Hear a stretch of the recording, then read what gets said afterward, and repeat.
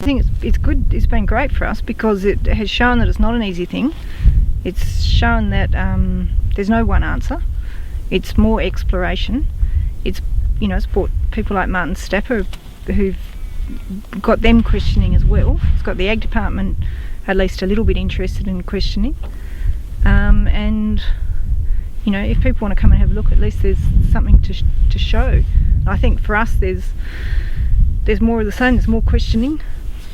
There's still trying to find answers so we seem to be able to get a good strike rate at planting.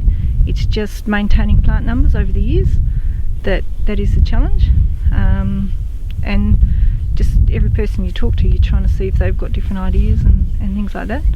But we still see probably wire and water and controlled grazing as the number one thing, and so polishing up our skills on that is where we're going.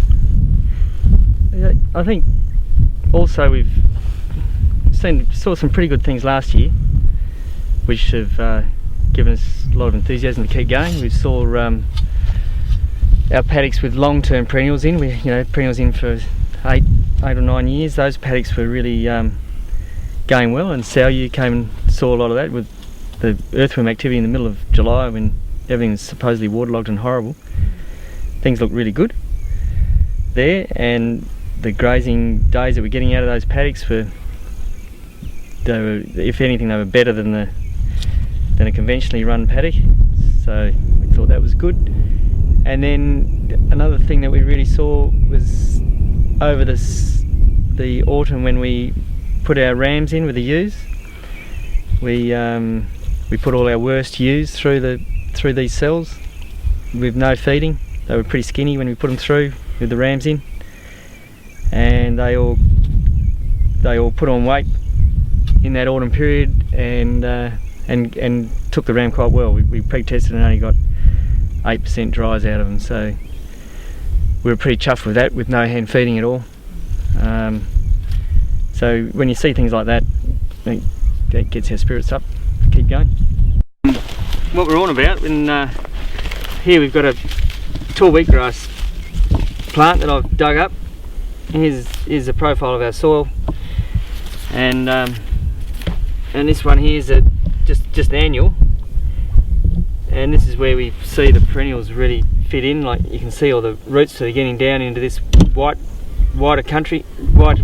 soil, and with the annuals you get a few down there, but you just don't get that huge massive fibrous roots.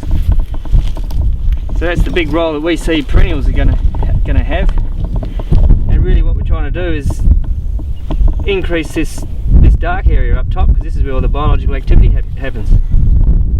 And part of the measures that we've been doing have been looking at all this area up here, looking at the roots that grow in this area, because the roots give out all sorts of things, glomalin and all that stuff, which has got big words. So yeah, well, the project's gone for 2 years, and to be able to measure a change of this sort of thing within 2 years, it's just not going to happen. But over time, I'm sure it will. But if you've got this sort of thing going down deep, you've got to be improving your soil. What grows on top doesn't really matter that much, because you still got all your annuals which grow in between, just like a normal paddock. So your production, if you're not going to get a lot of production out of your perennials, it doesn't really matter, because you're going to get it all out of your annual.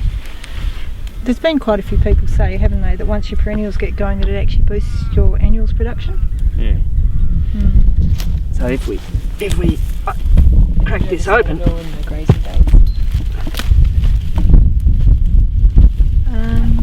Probably not in the grazing days. You see that? Yeah. And it's just a huge massive roots, and they're all last year's roots. So there's this year, all these are going to rot, and new ones are going to grow, and the carbon's just got to build in that sort of system of farming. And as you look at this one, it's still got good roots, but it's just nothing compared to that. So but that's also what cell grazing does. Even in the annual system, you're going to grow more roots in cell grazing, because the more tops you grow, the more more roots you're going to grow. Whereas if you've got a tight set stock system, you're just not going to grow the roots, so you can't improve.